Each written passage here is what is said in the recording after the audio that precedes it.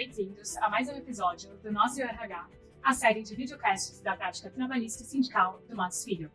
Eu sou a Erika Seddon. E eu sou o Saul Cunha, e juntos recebemos profissionais de recursos humanos para um diálogo sobre as transformações no mundo do trabalho. A ideia desse nosso bate-papo surgiu da nossa percepção da velocidade das transformações no mundo do trabalho que afetam não só o trabalho, mas a nossa forma de se trabalhar.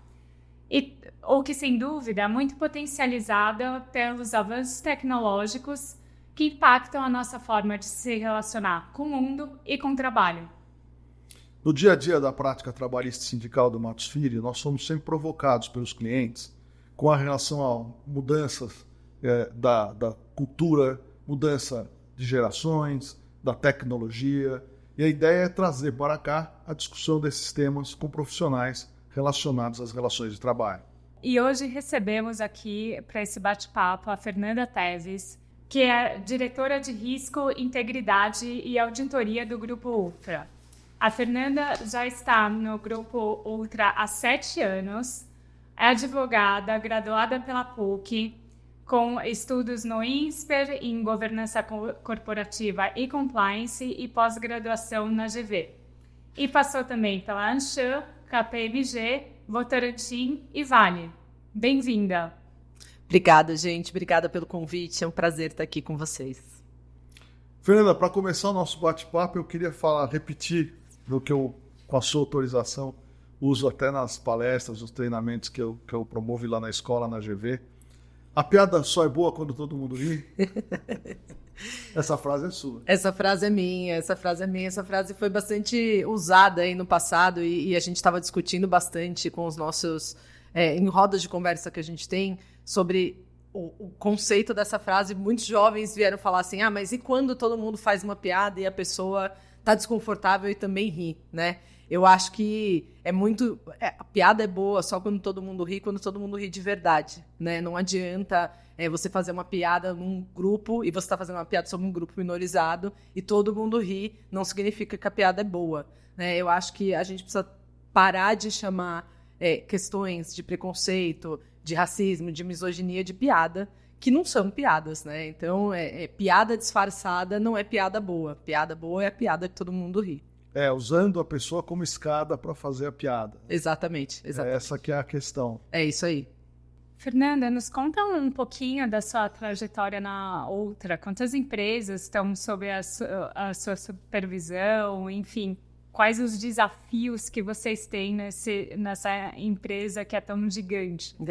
A gente hoje tem 9 mil funcionários e a gente tem que pensar que são 9 mil funcionários, mais de 6 mil postos, mais de 5 mil revendas. Então, a gente tem um grupo muito grande e muito diverso, né? A gente hoje tem as 3 principais empresas, né? Hoje a gente está na holding, a gente tem a Ipiranga, a Ultragas e a Ultracargo, mas a gente tem que pensar em todos os nossos parceiros de negócio, todos os nossos revendedores e parceiros dentro do nosso ecossistema.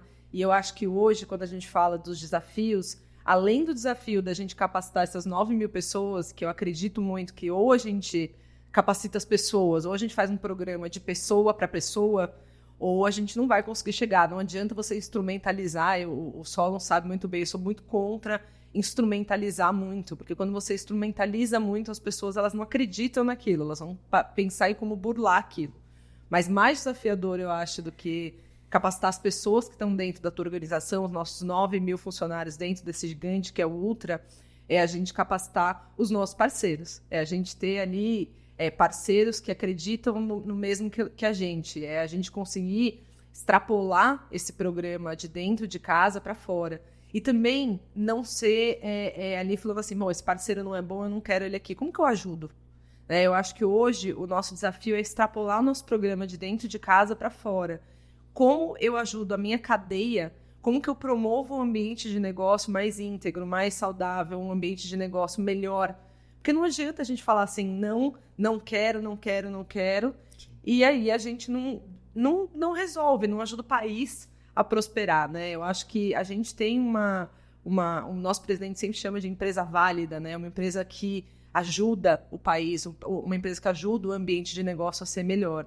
Então, o desafio, e os nossos funcionários, eles cobram muito isso da gente. Eles falam assim, olha, eu sei o que eu tenho que fazer, mas eu tenho vários terceiros que trabalham aqui comigo. Como que a gente, sem ultrapassar nenhuma barreira trabalhista, né? Sem ultrapassar nenhuma questão, como que a gente influencia esse meu parceiro a adotar as mesmas práticas que a gente e passar isso adiante? Acho que esse é o grande desafio que a gente tem hoje. E além da gente conseguir fazer essa turma toda falar a mesma língua, né? E cada um do jeito deles, mas assim, ter ali as nossas regras de ouro que a gente não abre mão e que eles repassem isso. Criar essa cultura de multiplicação.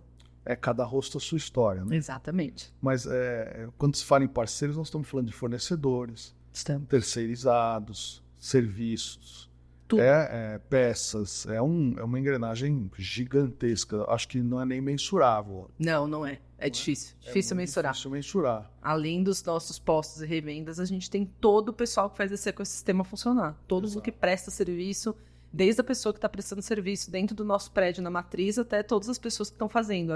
Como que a gente faz, por exemplo, com que todo mundo acha com segurança? A gente, primeiro momento, a gente vem de segurança, né? A gente é uma empresa que tem que ter isso no DNA. Então, a gente precisa afetar toda essa cadeia, para essa cadeia também devolver para outros que eles trabalhem, né? Eu acho que esse é o grande... Hoje é o que a gente almeja, assim, é extrapolar de dentro de casa para fora, além de manter o que a gente tem dentro de casa, que é um desafio enorme. Me fala uma coisa, o programa de integridade da Ultra, ele tem foco muito em pessoas, como você disse.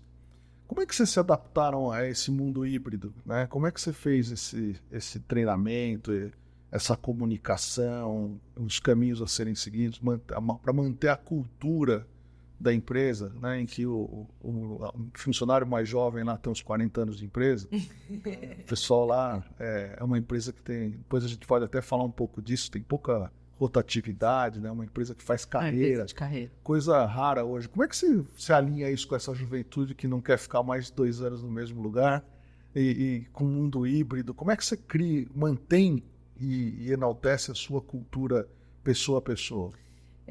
Você sabe que a gente fez todo um resgate da cultura, né, do Ultra, e a parte de ética e integridade e transparência é algo que aparece no DNA da empresa que tem mais de 85 anos. A gente tem que trabalhar muito com esse público, resgatando um pouco as raízes, e você sabe uma coisa que a gente fez, né? A gente mede a nossa cultura de integridade como empresa independente a cada 2 anos. E a gente fez uma medição pré-pandemia, uma medição durante a pandemia e uma medição pós-pandemia. Acabou sendo 2, 2 e 2. E quando a gente fez essa pós, eu já esperava uma queda, né? A gente tem uma matriz de 0 a 5, né? A gente quer chegar no nível generativo de cultura de integridade, que a gente fala. A gente usa uma metodologia emprestada da cultura de segurança e a gente está no proativo. E a gente se manteve no proativo. Então, isso para mim foi uma grande surpresa, porque eu falei assim, puxa, a gente saiu do presencial, a gente saiu daquele contato com as pessoas, daquele dia a dia que a gente tem, que muito bom, que funciona. Então, a gente se manteve nesse nível, e aí a gente foi também tentar entender o porquê e tentar entender por que a gente também não subiu, né? Uma das coisas que a gente sempre faz é um estudo da população que a gente tem hoje dentro de casa, em gerações, qual que é o nível de conhecimento dessas pessoas do programa, quanto tempo que elas têm de casa, qual que é a educação delas, quais são as áreas de atuação, para quê? Para a gente conseguir entender como se comportar e como educar esse pessoal. Então, a gente chama isso que é andragogia, que é como a gente educa o adulto. Uma das coisas que a gente descobriu é que a gente tem uma população muito jovem, e população muito jovem que não quer assistir vídeos longos. Sim. Né? Então, o nosso mundo TikTok. Mundo TikTok é menor do que os nossos últimos filmes que a gente produziu, que a gente costuma produzir filmes, tem 3 minutos cada um, incluindo créditos. Então, a gente tem tentado passar mensagens rápidas, em pílulas menores, mas com uma periodicidade um pouco maior. A pessoa precisa conseguir assistir no celular ali enquanto ela está fazendo uma outra coisa. Óbvio que a gente ainda tem que cumprir os nossos, por exemplo, EADs, eles são poucos, porque eu não quero virar meme na internet, né, da pessoa passando ali o EAD rápido, mas a gente tem uma série de questões a cumprir, inclusive regulatórias. Mas a gente tem tentado se comunicar dessa forma com esse público. O que a gente fez agora na retomada depois da pandemia? a gente voltou um pouco para o básico. A gente voltou e implementou os conceitos das rodas de conversa. Que é o quê? São rodas pequenas.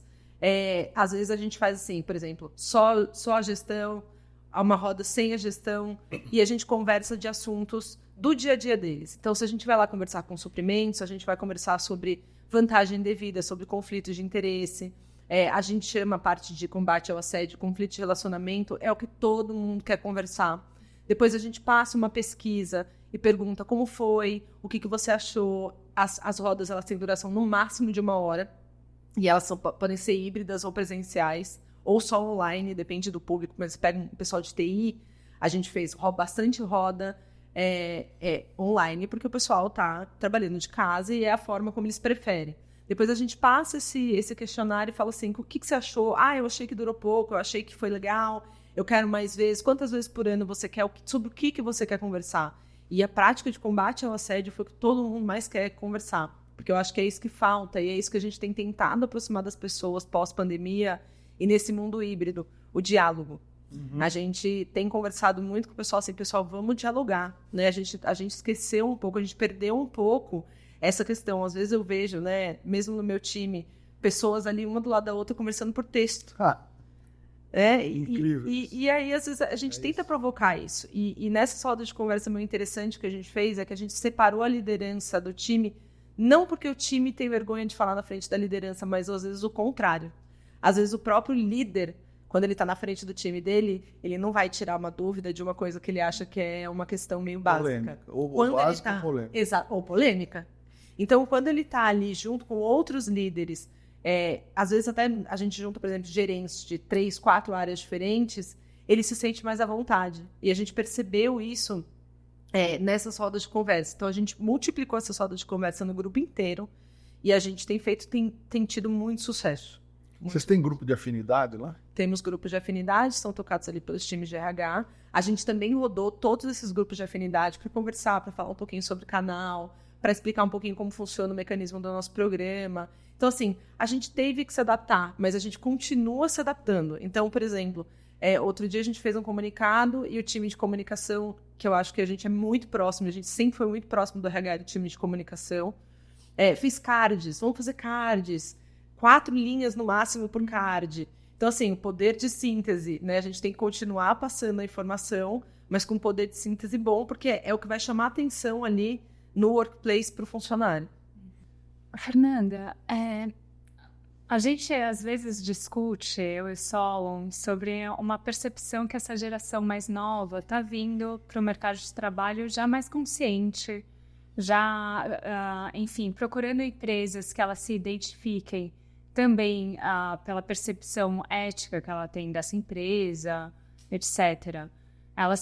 Essa geração procura, né, um vínculo pessoal, né, com o trabalho. Você enxerga que essa geração mais nova, ela é mais... ela recepciona melhor as regras de integridade? Você acha que não? Como que é a sua percepção?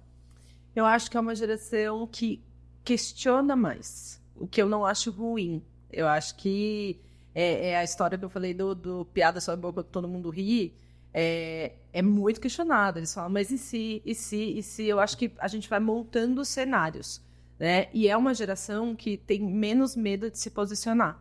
Então, eu entendo, e com certeza, né? Muita gente fala pra gente assim, olha, eu me conecto com o Ultra porque é uma empresa que não participou de nenhum escândalo, que tem uma cultura sólida, que está no mercado há muitos anos, coisa que eu, sinceramente, falo assim, puxa, né? Na era das startups, é interessante ouvir isso de uma geração mais jovem.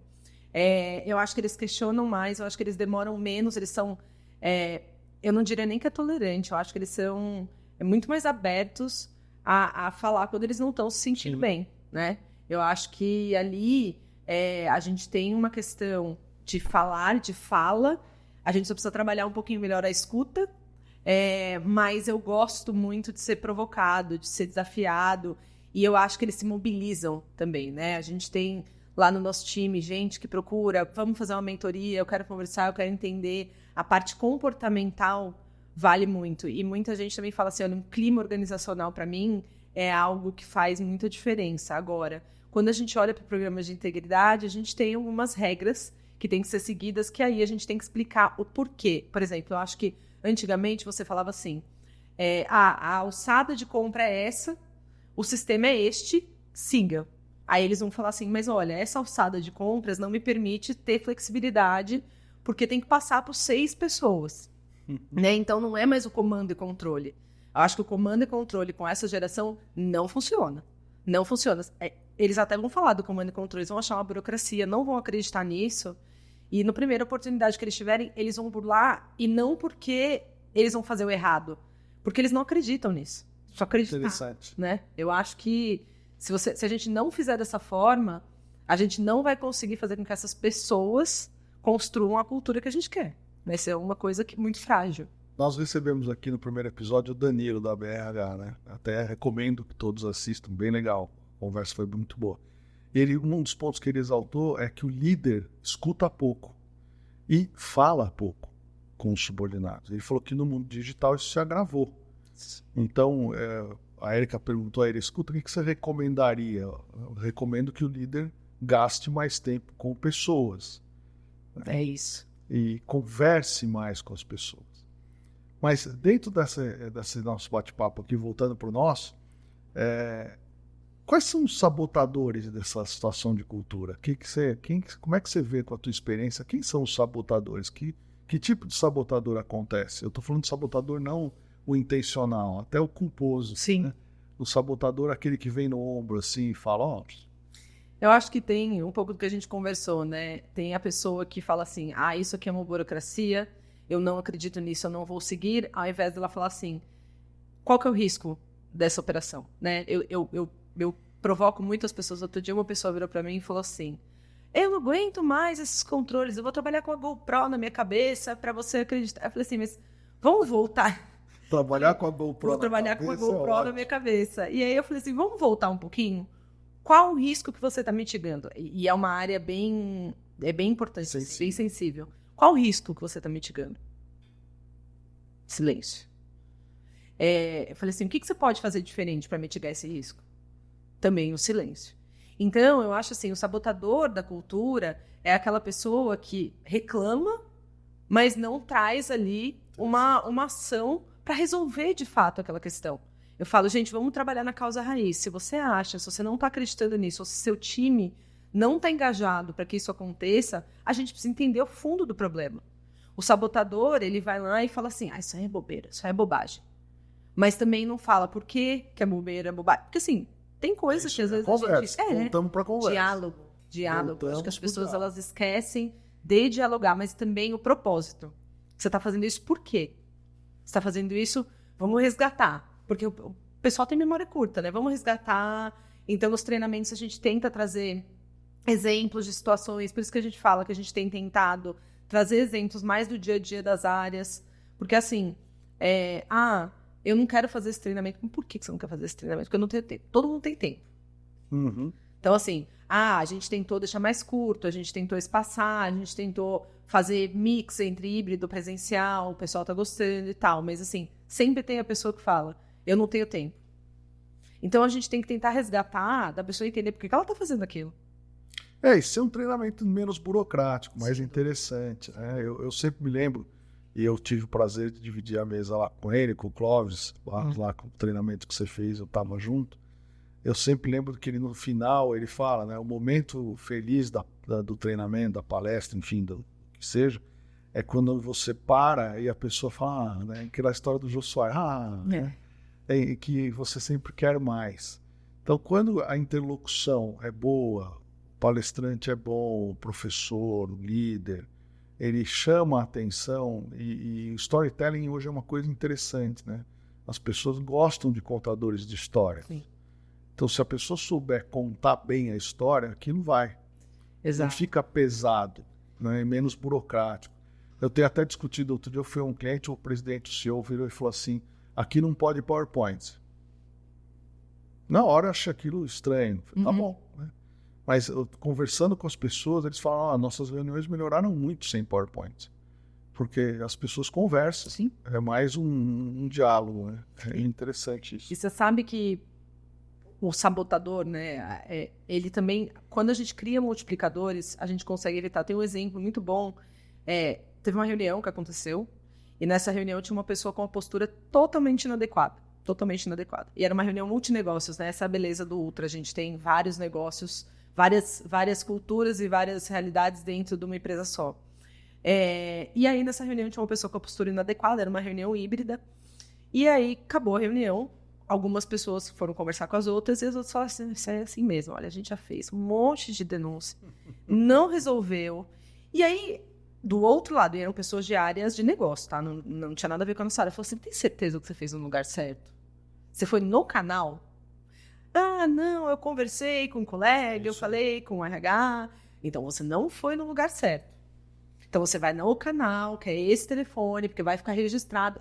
Era uma pessoa de uma área de negócio que, afetada pelo nosso treinamento, multiplicou a cultura. E aí, o caso chegou pra gente e a gente resolveu em uma semana. Então, não adianta. Você vai ter uma área de integridade com 100 pessoas. Se você não conseguir afetar as pessoas, os meus 9 mil, se você não conseguir impactar ainda que 3 mil multiplicadores, Sim. essa cultura vai morrer. E é top-down, você acha? Eu não acho que é top-down, eu acho que tem que ter o apoio da auto-administração. Se não tiver o apoio da auto-administração, Não roda. não vai. Não vai. Mas não pode ser top-down. Porque se você não encanta, né? Eu gosto muito tem uma diretora da Ipiranga que fala, né? Que é o engajamento por encantamento. Se você não encanta, as pessoas elas não vão seguir. Não vão seguir, vai ser top-down, eu falo que tem uma coisa que eu quero muito combater lá dentro, que eu faço porque a Fernanda mandou, né? Isso não funciona, não tô mandando nada, né? Eu acho que a gente tem que entender por que a gente faz, propósito, mas tem que encantar. Se a gente não encantar, não... Essa é uma boa frase, tem que ser encantador. Mas e encantador. Esse é da Cristiane Leite, não é meu. Tá feito o registro. E, Fernanda, como você vê o impacto das mudanças tecnológicas na sua área? Você acha que esse impacto acabou sendo positivo? E positivo aonde? Por melhoria dos processos, pelos treinamentos remotos? O que você vê? Acho que os treinamentos remotos são uma realidade. Acho que eles não vão acabar. O híbrido também ajuda bastante, né? As pessoas poderem fazer perguntas por escrito, ali, do jeitinho delas. Mas a tecnologia, assim, dentro das minhas 3 áreas, mudou completamente a forma da gente trabalhar. Para você ter uma noção, a gente fez um piloto, né, de dados, e a gente tem um sisteminha que a gente analisa os pagamentos da companhia. A gente tinha 2 anos de pagamento. A gente demorava 17 meses entre olhar os 2 anos de pagamento, selecionar e conseguir fazer tudo. A gente agora, com tecnologia, a gente consegue olhar 2 anos em 2 meses, desde a seleção até a análise. Isso é um piloto que a gente fez. Não adianta, se a gente não usar a tecnologia, a gente não vai conseguir ser assertivo. Então, a gente tem muito ganho de produtividade.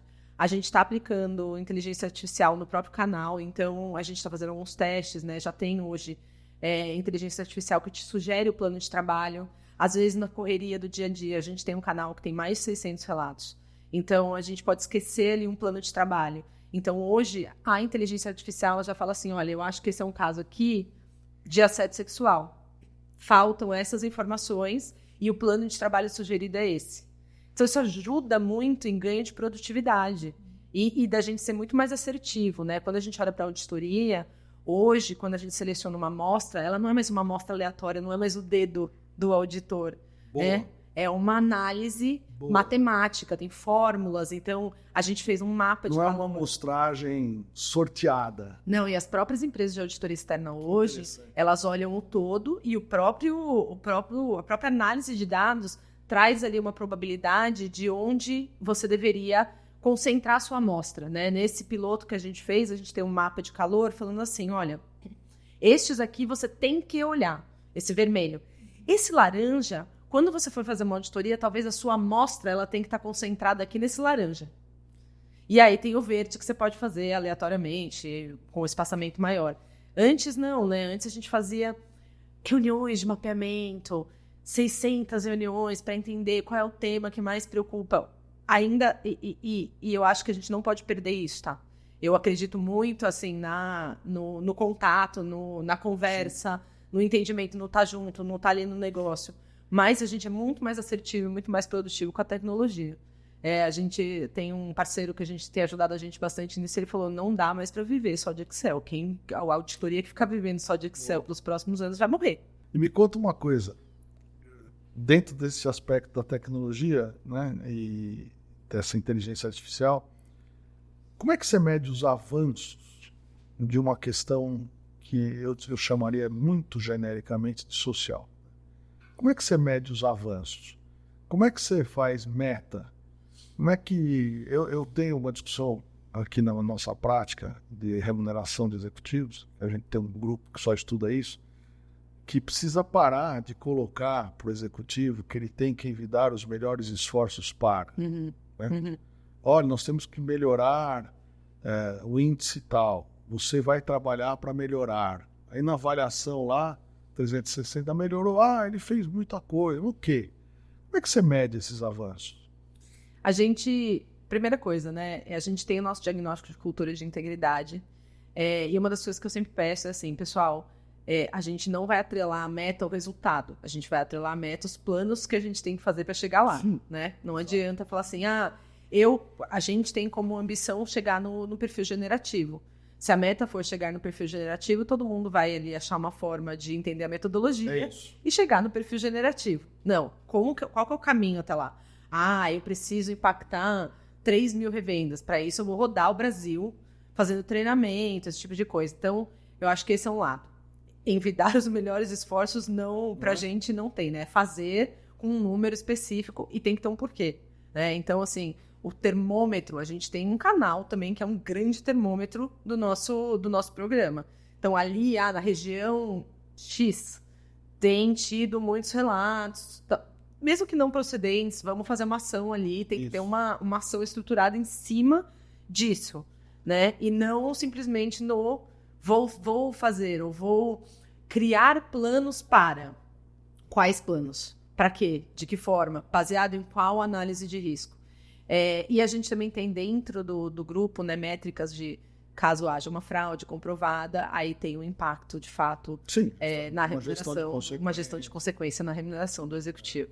Mas uma provocação aqui, eu lembro que nas nossas reuniões, quando começou a história da cultura do canal, vamos aqui falar do Denis um pouco, o Denis Cuenca, você, mais um grupo, foi um grupo grande, e mudamos o nome do canal para canal de orientação e denúncia. Isso.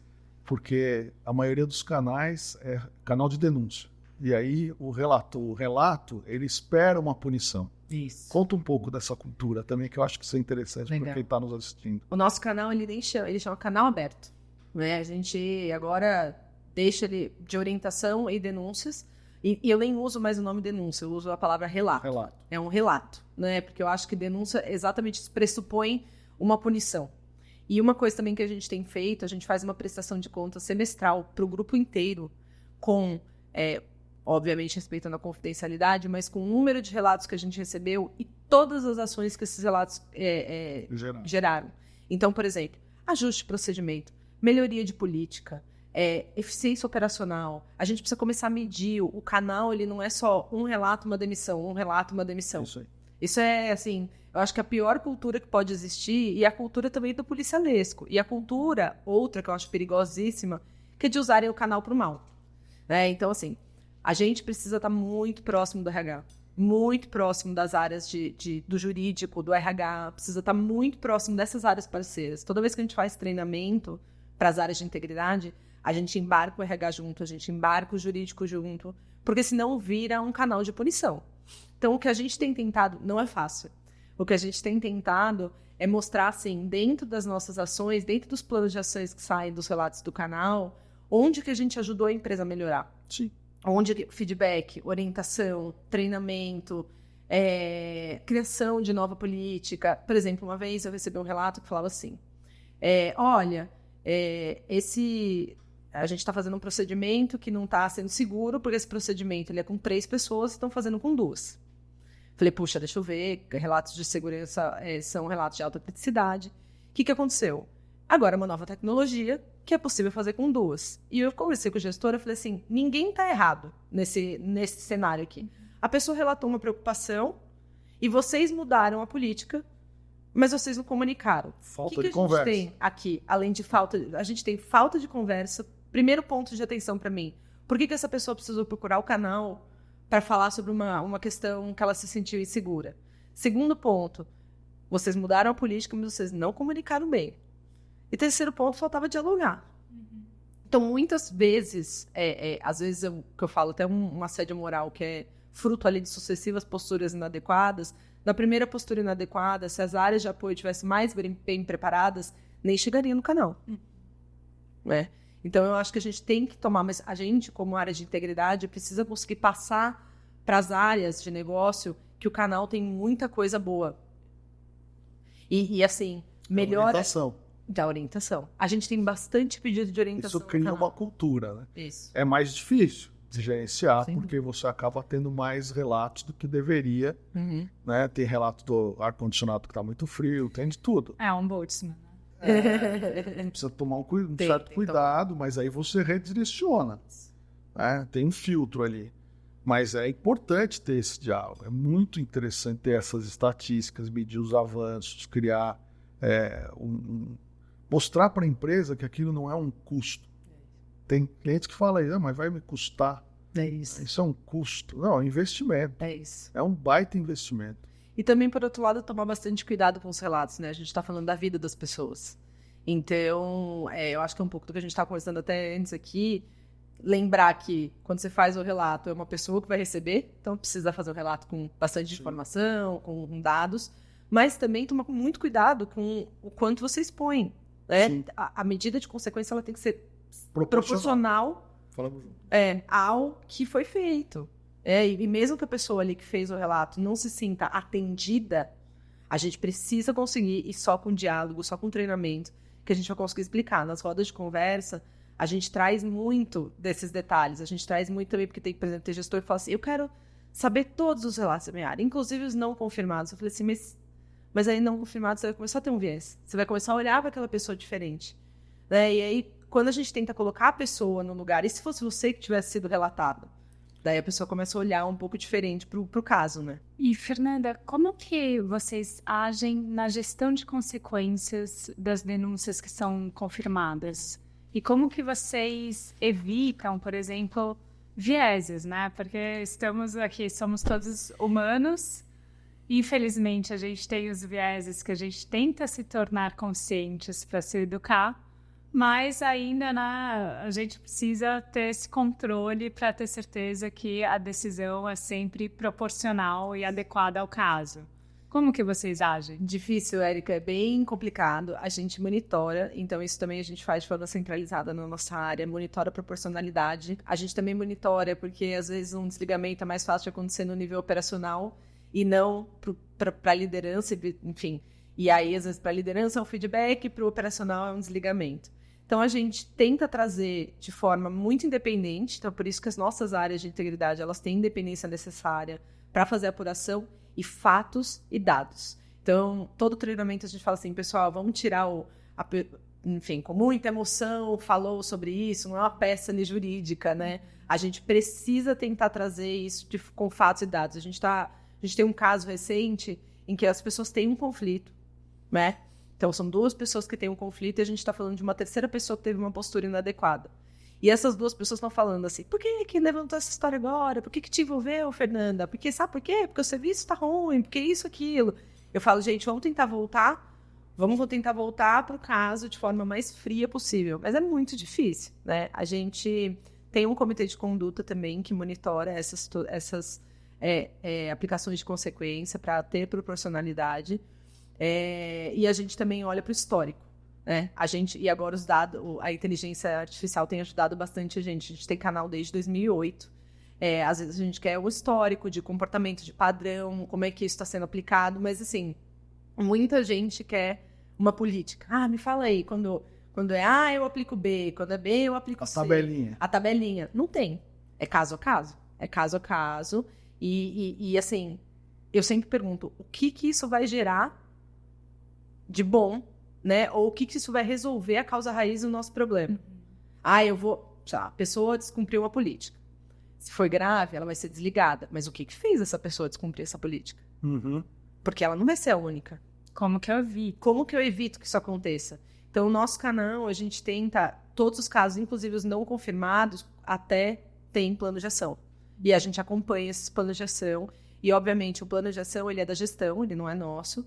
Mas a gente acompanha e se ele não é proporcionalmente adequado, que a gente entende, ou é muito ou é pouco, a gente leva isso para uma instância superior, que é o Comitê de Conduta. Olha, a gente faz uma pergunta final aqui sempre, né? Qual foi o pior conselho que você recebeu, né? Na gestão de pessoas, na sua carreira? Eu acho que o pior... Vamos esquecer, vamos pôr placa nesse conselho. Vamos pegar aí esses poucos anos de experiência que você tem.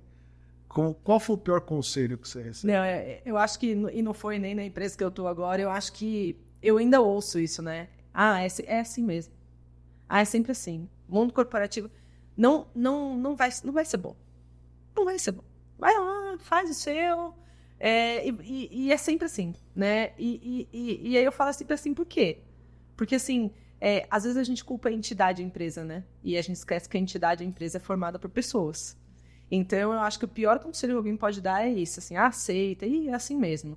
Né? Eu conversei com uma pessoa outro dia e falei assim, não é para ser difícil, né? Não é para você chegar, meu Deus, é assim mesmo. Eles, né? A entidade, eles, né? Fizeram isso, eles aquilo. Então, o é sempre assim, é muito perigoso. E eu acho que um dos conselhos que eu recebi foi um dos piores. Muito bem.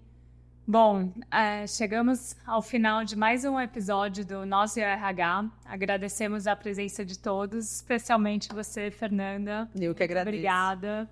Foi um prazer ouvi-la e conhecer um pouquinho mais da sua experiência e das atividades aí da Ultra em relação ao programa de integridade. Obrigada, gente. Obrigada, Érica. Obrigada, Solon, pelo convite. Obrigado. Foi um prazer conversar com vocês. Por transmitir aqui, colaborar conosco no canal. E agradeço a todo mundo que está nos seguindo aqui, que está nos ouvindo. Siga os nossos canais, as nossas plataformas sociais. E muito obrigado. Obrigada, gente.